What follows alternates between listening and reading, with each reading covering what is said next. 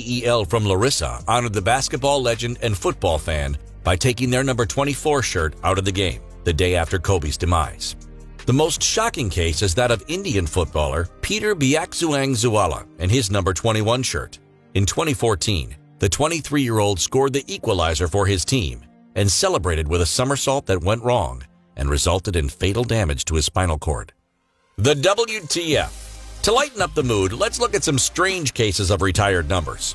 Jude Bellingham is only 18 years old, yet his number 22 is already retired at Birmingham City to pay homage to their youngest ever player and goal scorer. Surely the $27 million left at Birmingham for his sale deserved a thank you note. Chelsea have no numbers retired yet. 2 have never been worn again.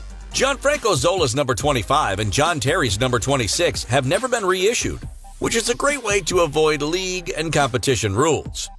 Leeds United number 17 shirt was retired for 5 years as their Italian chairman is a superstitious man and the number is associated with disgrace. Leicester City keep the number 50 for their mascot, Filbert Fox. Legendary Wolves goalie Carl Ikema suffered from leukemia and, though being in remission after chemotherapy, opted to retire in 2018.